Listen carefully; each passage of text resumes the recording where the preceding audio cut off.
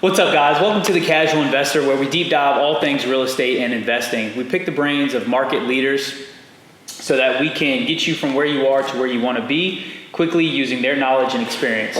On today's episode, my name is Austin Mitchell. I'm here with Joey King, and we're going to deep dive into investing, but at a very high level. So Joey's been in this game for over 18 years. He's an absolute colossus in this market. He does well over 75 houses a year.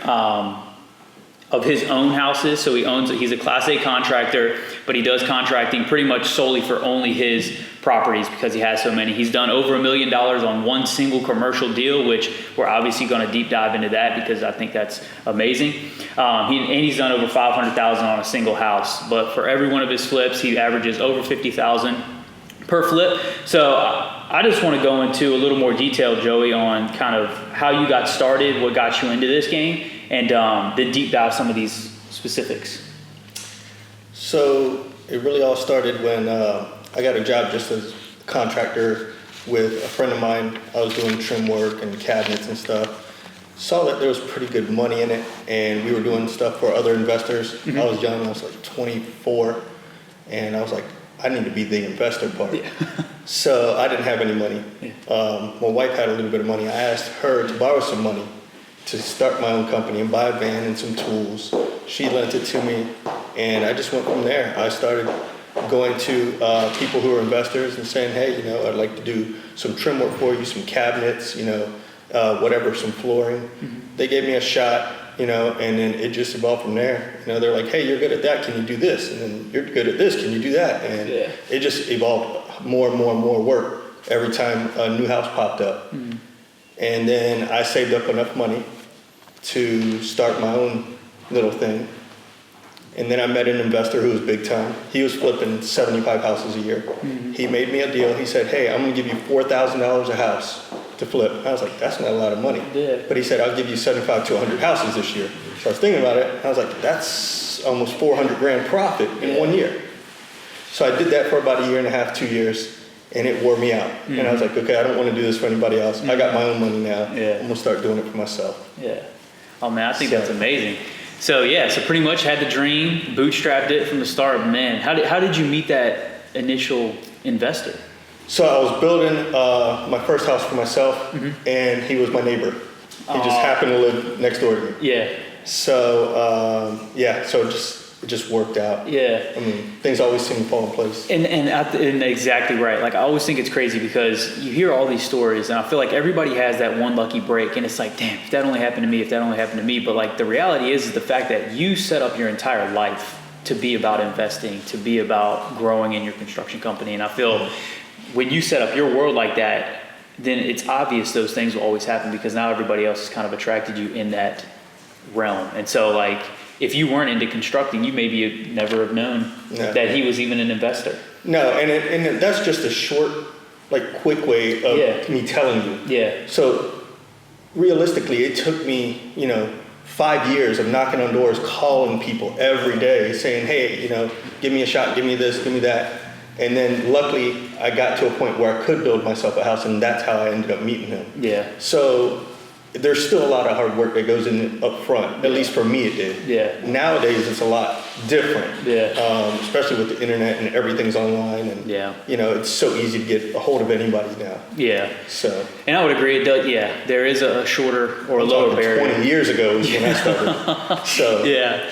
Yeah. That definitely makes it a little harder. I think now the biggest obstacles are there's just so much going on that it's almost overwhelming. But I do think that there is a lot of merit in.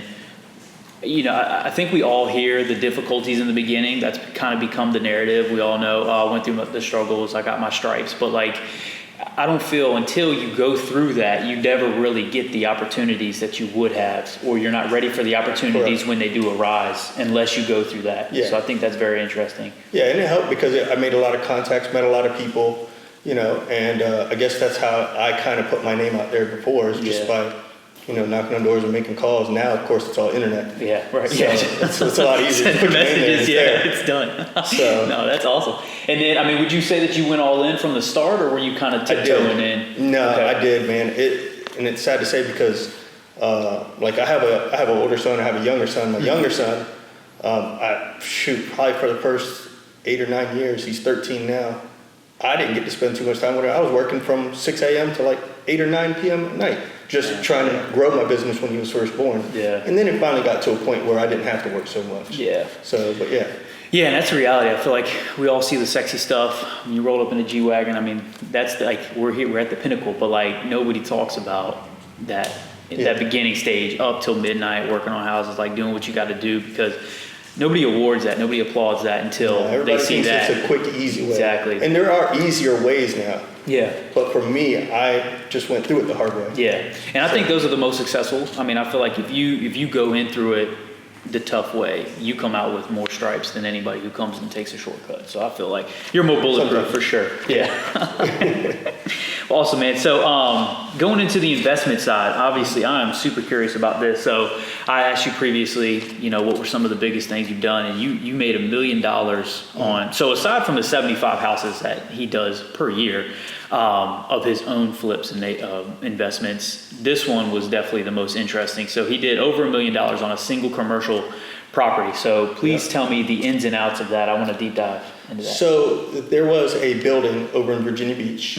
It's called Lynn Shores. Okay. It was for sale for, I think, 3 years, and nobody knew what to do with it because it had an issue with parking. And so a lot of investors just skipped it. Yeah. And it was a 10,000 square foot building. And I was like, there's got to be a way. Yeah. So I put in an offer on the building for $250,000.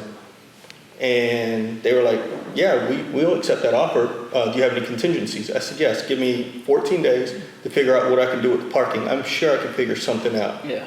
And I went down to the city, and the city said, yeah, there's not enough parking spaces there for you.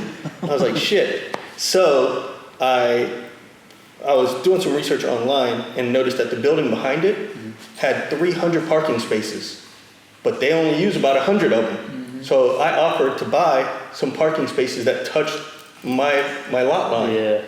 And so I got that granted, and I went back and I said, hey, to the people who were selling the building, I said, I think I got this figured out. I said, I'll do it no contingencies. I'll worry about the parking if it works or not, if you sell me the building for $220. And they said, okay, done. So I closed on it the next day. Damn. While I was doing that, I took on a partner who he had some good connections in like commercial. So I was like, okay, let me see if he can help me figure out what to do with this place. Right. So we started renovating it, and then we were approached by one of his contacts from a school that wanted to be there. So the school came in and said, hey, if you renovate this with classrooms, we'll buy it from you. And I was like, okay. So we started doing that. We started renovating it for the school. The school found out that they couldn't purchase it because they were getting grants from the state, but they still wanted it to be a school. So we were like, okay, we'll figure out what a monthly cost was. Yeah. Well, it cost me about $150,000 to renovate the building. Okay. We made an agreement for $16,000 a month, and the school was okay with that. But then I had a friend of mine who's an investor saying, Joey, I want that building. I'll give you $1.6 million for it. And I'm like, okay, well, we're only in it for, $375,000. Yeah. So we decided to sell it to him. Jeez. What happened to the school? It's still there, and the guy still owns it, and he's so happy that he has it. That's crazy. Because he's getting residual income each month now. Okay, so he bought it from you with the intention of just giving it right to them, to the school. Yeah, because the school wants to stay there for, I think they signed a 10-year contract. Wow. At $16,000 a month. I mean, he's got a loan on it for, I think, 1.3 or 1.4, whatever minus down payment. So by the time he pays his loan, he's still making a couple $1,000s a month. Yeah. Off that. So for him, it was a good deal. For us, it was a great deal. Yeah, obviously, yeah. So I think that's awesome, man. I mean, just a little extra footwork that nobody else was really past to figure that out. I think that definitely paid off for you in a major way. That's awesome. Yeah. How about the $500,000 residential? So that one, I actually closed on that today. Oh, shoot. So heard it first. It's a house in Norfolk. It's a good area in Norfolk. It's called Larchmont. I bought a house for, I think, $225. Again, I put about $160 in it, and then sold it for $850. It's just a good flip. Good. I would definitely say good. Yeah. When I bought the house, it looked horrible. Yeah. But the structure of it, you know, I had some people go in and check it out. It was in amazing shape. There were no sloping floors, no nothing. So I was like, so basically I can clean this place up and make it look good. And that's what I did. That's crazy. So, I mean, when you're going into looking for like a flip like that, is there things that you're looking for specifically? Is there a checklist you run through your brain? Like, on something like that, no. I just knew I was getting it at a good price, and I was like, I'll make it work. Right. When something, you're getting it for a price where you know it's going to double or triple in value, I worry about that later. Just bite the bullet. I buy it. Yeah. Ready, fire, aim. Yeah. No, that's great. And so, okay, like on something like the typical 50 plus, K on your typical flip, when you walk in, what are the big things that you're like, I'm not touching that? So pretty much I'll buy anything that's 50 to 60% of market value. So if the house is worth $300, I want to try and get it for $160 to $170. Okay. And then my biggest red flags are sloping floors, structural issues, stuff like that. If it's got that, I usually skip it. I've got too much work going on to deal with them. Right. If I was just new and I knew, since I'm a Class A general contractor, I know how to fix structural stuff. So if I was new to it and it was hard to get deals, I would probably buy them and fix the structural issues. Yeah. But now I've got so many properties that I don't want the headaches. I filter through them and I just buy which ones I want. Yeah. I think that's great. And so, I mean, how do you get that lead flow? Do you just have a ton of agents out there sending you stuff, or? I do. I actually have a ton of agents. Most of them are with Coastal View. Coastal View Realty. So, but yeah, everybody, and then wholesales. A lot of wholesalers reach out to me with off-market properties. Usually those are better deals so than what's on the market. Yeah, and that's perfect because you obviously created that reputation that if they send you something, there's a good chance they'll get it closed. Yeah. And then also with us, I mean, we close cash in as little as 3 days. Jeez. So if I just go look at the house, no structural issues, I'll close in 48 hours after. So we have a title company it's the only title company I know that can pull title, make sure there's no liens, everything that quick. Other title companies tell me it's not possible, but obviously it is because we've done it. It's been done. So, and it helps me also because I'm not going to say I lowball, but I do offer less than most people. But my terms are great. No contingencies, no inspections, no nothing. And I close quick, and it's cash. Lightning speed close. So. That's all. It's awesome. So, how do you manage all of those? Oh man, that's the hard part. I mean, do you do all your own management, or do you? I've tried to hire managers. I've tried to hire people to help me out. It's so hard. It's so hard to trust them, and for them to even know what goes on in my mind and what I would want a finished product to look like. Because everybody thinks differently. Everybody likes different things. So I mean, really, I just drive around to each house, daily, different houses, not the same house every day. Like once a week, basically, I hit every house, but there's so many it takes me every day. And then I have good crews. I've got guys that have been with me for 15, 16 years who have know kind of what I'm looking for, what to do. So that makes it pretty easy, And at the beginning of each house, we make a list. This is your checklist. This is what I want done. And then I'll come back next week and make sure it's happening. That's awesome. Okay. I just thought I can ask a million questions on that, but it could go on forever. I love that stuff. All right, and so I'd be curious too.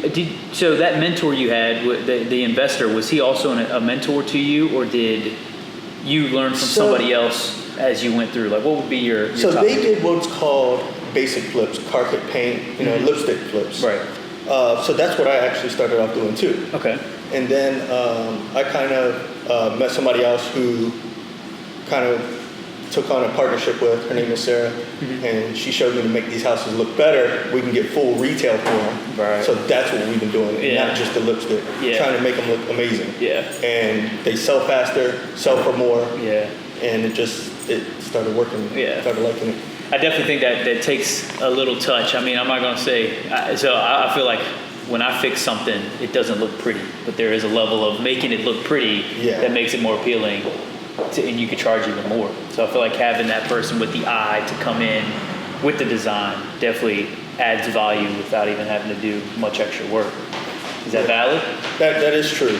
So, and I think that's where I changed my perspective, because before, like I said, I started off doing lipstick type houses, Yeah.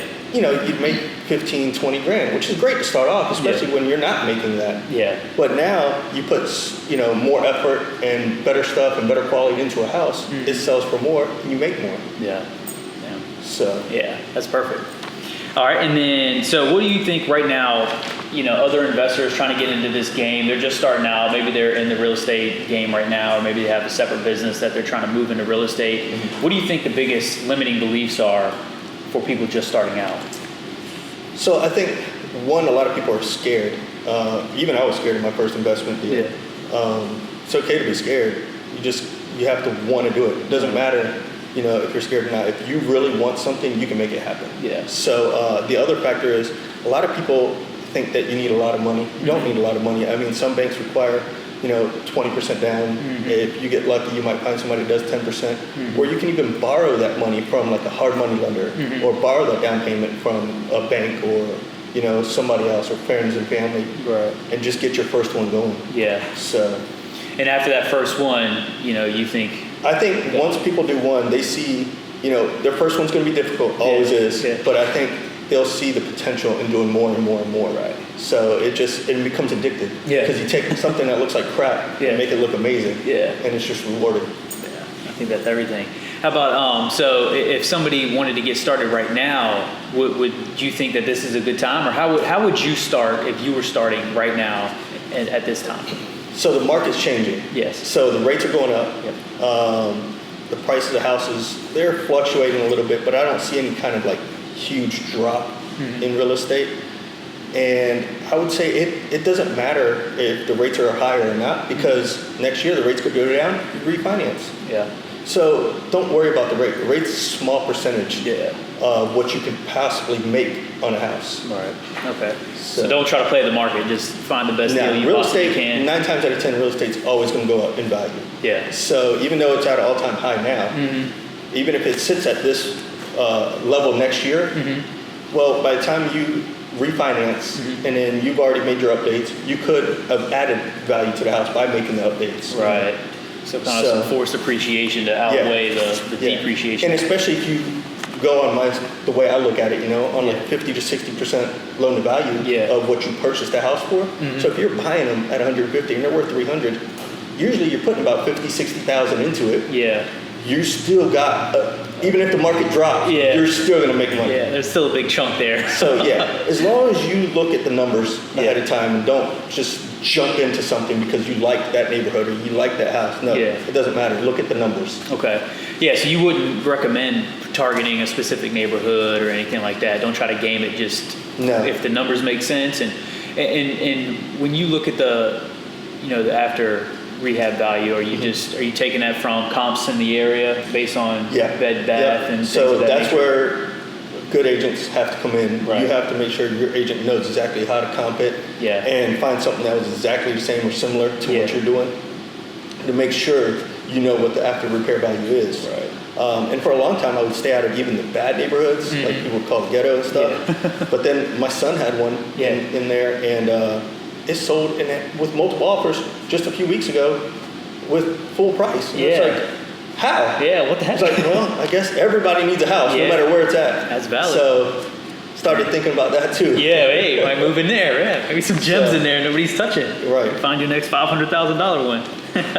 How about what do you think? What do you think the space is going to look like in 5 years from now?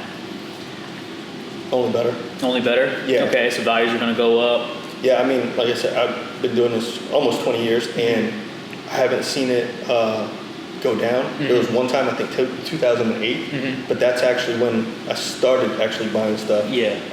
And that was also because there was a lot of crooked stuff going on with lenders. And I think all that stuff is pretty much not going to be happening. Okay. So I can't see property values going or dropping like that. If they did, I'd say maybe 10, 20,000 max. Yeah. But not 50,000 on a house. Right.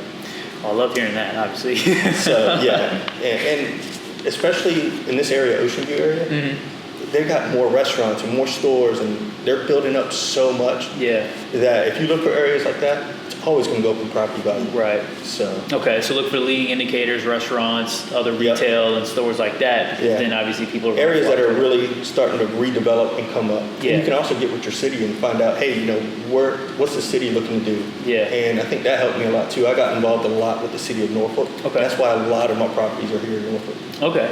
I think that's great. So you actually reach out to the city and you're just like, hey, like who specifically would you reach out to? Is there a title or you just call? So I used to just call, and now I'm on a friends basis with a lot of them. Right. So depending on what it is, if it's a small lot issue, I would call a friend of mine named Dean. If it's an issue where I need to know if a lot is buildable, then I would call a guy named Jeremy. Okay.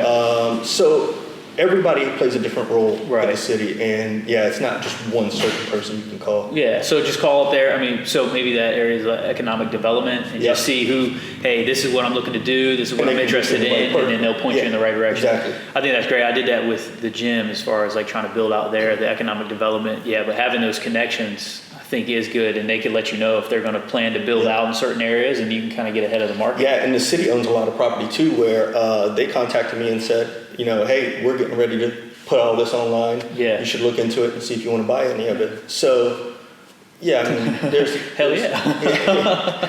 Yeah, I mean, definitely reaching out to people and talking to people is the biggest thing. A lot of people are also scared to, call and just say, hey, I was wondering if I could talk to you about something. Yeah. Don't be scared, just do it. Yeah, So- just full send it. Well, I think that's great. How about, so Joey, how about, I'm definitely a firm believer in learning. Obviously, you have a lot to teach. How about, is there a specific business book or mentor that you would recommend the most?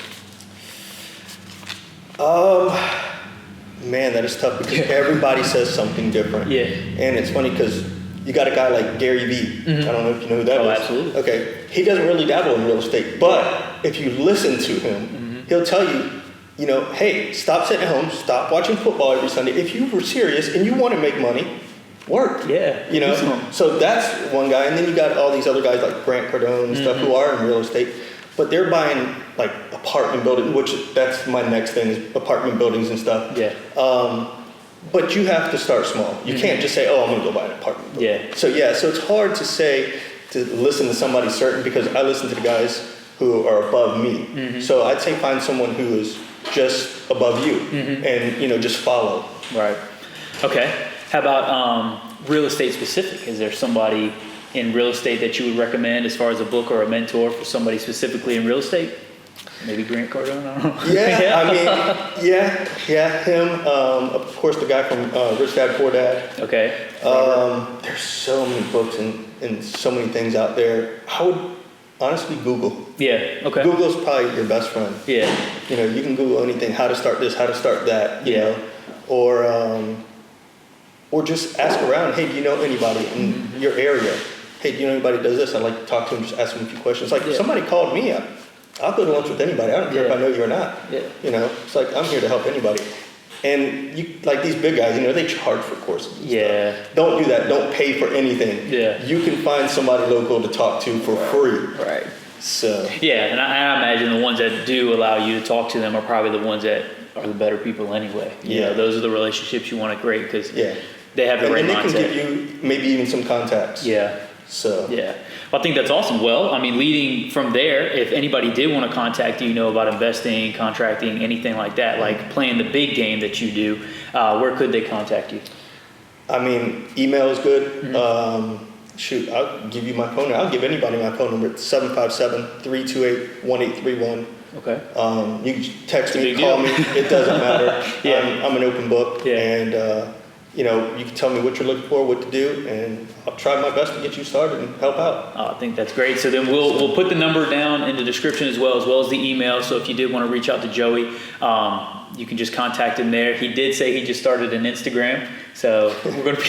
I'm old school. Yeah. I'm old. Never had an Instagram. Started one about a week ago. Started posting some houses we did and stuff. So so don't base it off of the Instagram. Base it off his track record. His track record's wild, but he's catching up there. So that's awesome. And then if you ever did want to get in contact with me, I can put you in connection with the right people or get into apartment syndication. So if anybody is in that world specifically, that's definitely where we're heading commercial wise.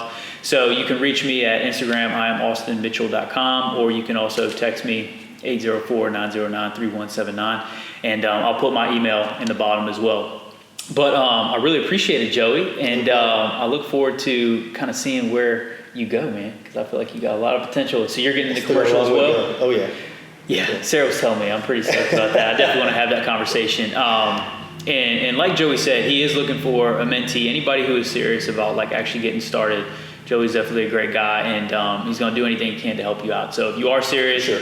do take that seriously, because that's a big deal, especially when you're starting out. So anyway, it was a pleasure, and we'll talk soon. Sounds good. Thank you. All right, guys.